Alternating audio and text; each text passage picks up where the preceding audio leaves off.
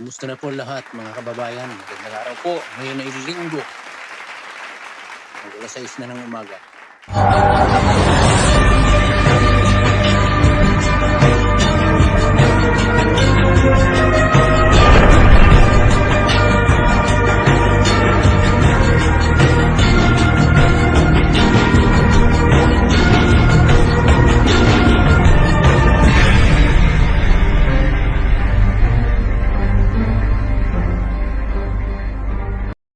Walang pasok, walang trabaho, bakasyon na.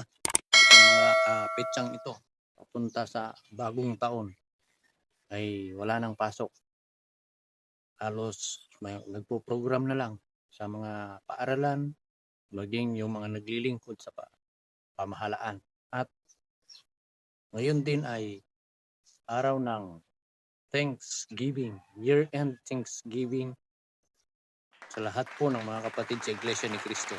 Mabati po ako ng Happy Year-End Thanksgiving. Marami po tayong dapat ipagpasalamat sa ating Panginoong Diyos sa walang sawang pag-iingat niya sa atin sa araw-araw sa loob ng isang taon na malagi ang ating buhay at ang lakas, ang lusog ng ating katawan. Kaya marapat lamang na purihin natin siya, pasalamatan. Kahit nagdanas man tayo ng iba't ibang mga kalamidad, hindi niya tayo pinabayaan. Oo, nadamay tayo kasi nandito pa tayo sa buhay na ito eh. Kakaroon ng karamdaman, subalit hindi nagpapabaya ang Panginoong Diyos. Kaya marapat lamang nating pasalamatan, purihin dahil may buhay pa rin tayo at lakas, malusog ang pangangatawan. Nakakapagpasalamat, nasa karapatan na sumamba sa kanyang banal na iglesia. At alam ko maraming masaya kasi nga nakatanggap na ng mga bonus, 13-month pay, at naipasyal na ang kanilang mga kanya-kanyang pamilya. Ayun, masayang masaya pag ganitong mga December. Kaya patuloy po tayong gumawa ng mga reaksyon sa umagang ito patungkol doon po sa isang insidente doon kay trending kay Catalina Cabral na namayapa na. Ikiramay po kami sa kanyang pamilya. Kahit wala na yung tao, wala na, namayapa na, pilit pa rin siyang kinakaladkad, nakakalungkot. Kaya habang may buhay at lakas tayo, habang buhay tayo, gumawa tayo ng maganda. Huwag yung ikasasama ng ating kapwa, ikasasama sa ating lipunan. Dahil kahit malaki ang bayad sa'yo, hindi mo madadala yan pag wala ka na sa buhay na ito. Ang makikinabang, yung maiiwan. Dumating tayo sa mundong ito, walang daladala. Aalis din tayong walang daladala. Yan ang sigurado. Ito nga, may mga balibalita na yan si Lacson. Tinatawag ni Munting Tinig na Tago Boy. Kasi nagtago yan matagal noon. Noong pinaghahanap din siya. Hindi ko na matandaan kung sinong presidente noon. Tinago ng kanyang mga kasamahan. Tago Boy nga, tawag ni Munting Tinig. Ayun nga, mayroon akong ipapanood sa inyo na balita. Ito ay hinalaw natin sa isang kapatid natin sa pananampalataya. Ito po, panoorin po ninyo kung ano ang kanyang reaksyon doon sa di umano ay para bagang nagdududa siya na talagang wala na si Catalina Cabral. Ito po, panoorin natin. Marami po ang nagdududa dito po sa pagkamatay ng former undersecretary ng DPWH na si Maria Catalina Cabral. Marami po ang tinitig ng anggulo ng ating mga kababayan na nagdudulot po sa kanila ng pagdududa, pagtataka at pag-aalinlangan dito po sa nangyaring insidente sa nasabing former undersecretary. Ang isa po sa mga may pagdududa sa bagay po na yan, mga kababayan, ay walang iba kundi si Senator Kiko Pangilinan. Mabuti pa po ay sangguniin natin yung naging post mismo ng nasabing senador sa kanya pong official page at kung bakit nga ba meron siyang pagdududa sa nasabing insidente. Ito po. Ayan, makikita nyo, verified ang page po na yan ng nasabing senador. May blue badge po yan. Ang sabi niya po, "We do not wish to be insensitive if indeed death has been established. But considering the billions of pesos are involved, we call on Secretary John Vic Remulla to check and validate if the remains of former Yusek Cathy Cabral were properly identified by the authorities concerned. Faking death to escape criminal liability for corruption has happened." Matindi, pinagdududahan. Grabe naman yung isipan na yon. Pinagdududahan yung pagkawala niya ni Catalina Cabral. Ano naman ang sagot ni John Vic Remulla? Yung dalawang yan ay magkakampiyan. Pero hindi ko alam kung pare-pareha sila ng mga kaisipan. Ito, sinagot niya Panoorin natin sa balita. Sapagkat may post sa Facebook kung ano talaga ang dahilan ng kanyang, kung ano talaga yung sanhi ng insidente tungkol sa kanyang pagpanaw. Ayan. Blunt traumatic injury. Na ang ibig sabihin niyan ay malalang pinsala sa loob ng katawan. Naalala ko tuloy yung aking kapatid na nadisgrasya. Ngayon din ang ikinasawi niya. Nakomatos siya ng 2 araw bago binawian ng buhay.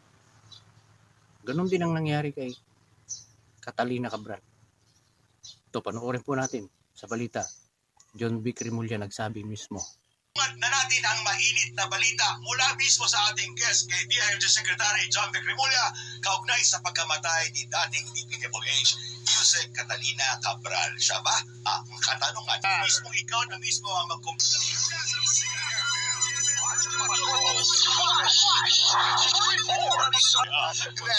gusto ko lang pa alam sa lahat na confirmed na si former Yusek Cathy Cabral lang nakitang labi doon sa ilalim ng bangin doon sa Tuba Benguet. Siya ay sinagawa ng isang autopsy at DNA swab. At unofficially, yung DNA swab ay lumabas na siya talaga yon.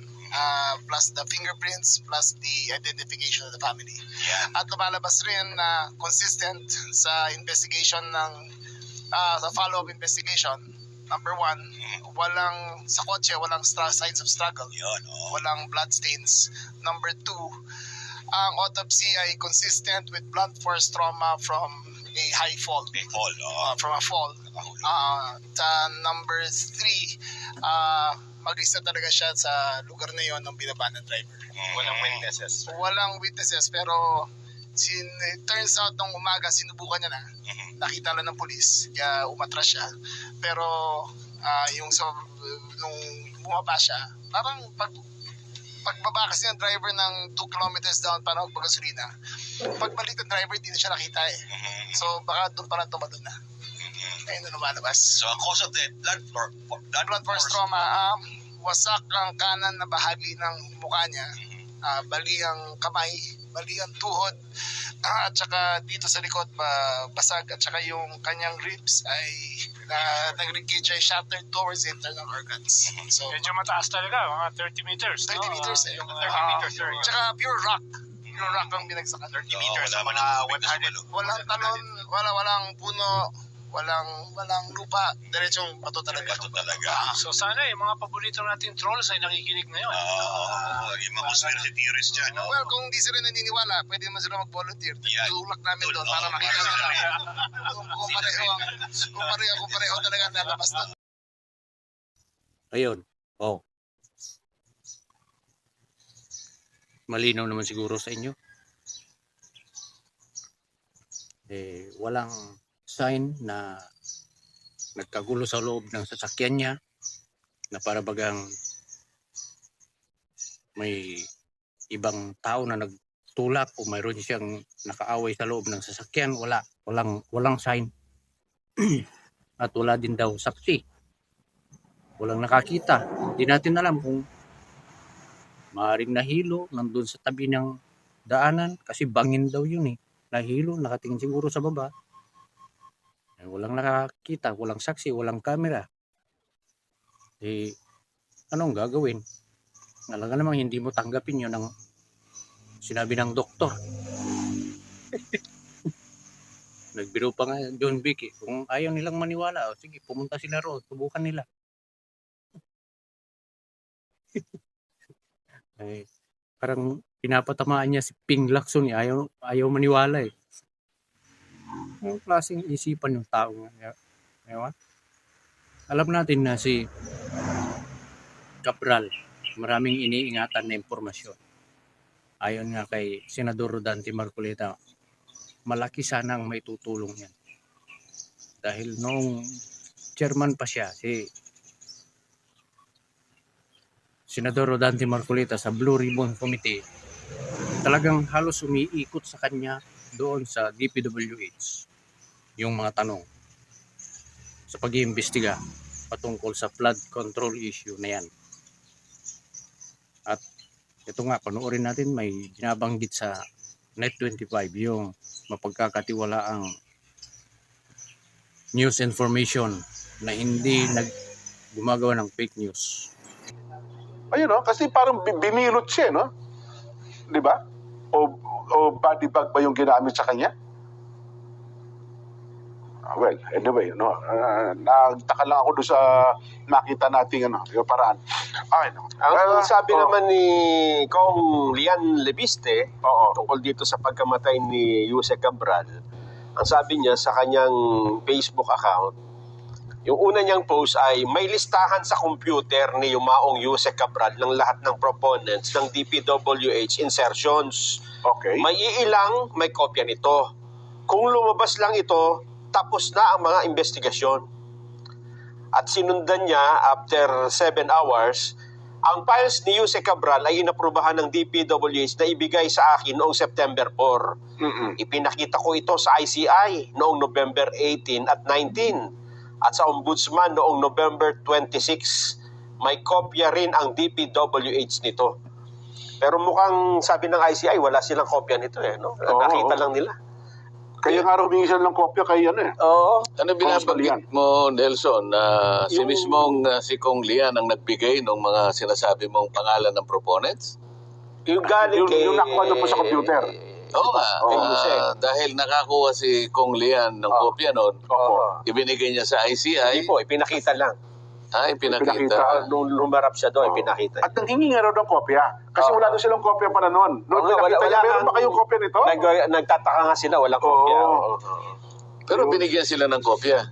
Binigyan daw po. Doon natin na-interview dito, Sen. Binanggit niya, nagbigay siya ng kopya doon sa ICI. Yun po yung sabi ni Total, Kong Lian. tinitindigan naman ni Kong Lian. Ibig sabihin talaga, binigyan ng kopya ang ICI. Oh, yes. Sa mga po. tweet, Oo. alam na nga ICI kung ano yung nilalaman ng computer.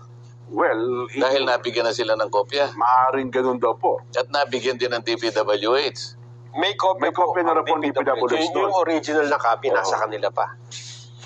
May mga lumalabas lang angulo doon sa computer daw. May mga typo error. Kaya, may hiwagang computer. Kaya nga Kaya ano po, lang, ang magiging problema kasi dyan, alam mo, sa... Ayun. Hindi man siguro magsisinungaling ang Net25. Hindi man siguro gagawa ng kung ano-anong mga balita dyan kung wala silang pinagbabatayan. Sapagkat bago sila magbalita ay kino-confirm muna nila yan. Tinatanong nila yung kinauukulan. Halimbawa yan, si Congressman Levitte. May ilang mga proponents na nakuha sa files ng Yumaong Yusek Cabral na nakuha ni Congressman Levitte at ipinakita di umano sa ICI at sa Ombudsman. Napakalinaw niyan. Ibig sabihin, mayroon siyang access. Mayroon siyang access sa mga ilang mga papeles, mga proponents na binabanggit. Ayan po yung sa Facebook page account ni Congressman Libiste, Leandro Libiste. Makikita po ninyo sa screen. Nakalagay dyan lahat. Na totoo yung binabanggit sa Net25. Ibig sabihin, nandun kay Congressman Libiste yung mga mahalagang impormasyon tungkol sa mga proponents niya na nasa DPWH na inaprubahan ng DPWH. Ayon sa balita ay inaprubahan ng DPWH. O, ibig sabihin malaki ngayon ang papel na gagampanan ni Congressman Libiste tungkol sa manumayang flood control issue na yan. Kita naman ninyo sa screen. Ayan. Kung ayaw ninyo maniwala, puntahan ninyo yung kanyang Facebook account, Leandro Libiste. Yung mayroong blue check sa kanya yun. Sana nga, lumabas na yung katotohanan na kahit wala na yung dating USEC secretary. At ngayon maraming balibalita lang iniuugnay patungkol sa kanya na di umano ay kampi na ng Duterte kahit nawala. Anong klaseng mga taong gumagawa sila ng mga kwento na wala na mga katotohanan, nagsisinungaling. Anong dahilan? Binayaran niya yung mga yan. Well, napakagulo na nga ng pamahalaan ng mga pangyayari. Tapos dumadagdag pa yung mga fake news na yan. Napaman, gising na Pilipinas. Pagbago na tayo. Kaya, ito, ang pag-asa ngayon na doon kay Congressman Leandro Libiste. Mag-iingat po tayo lahat. Maraming salamat po sa patuloy ninyong pagsuporta sa ating munting channel. Magandang araw po.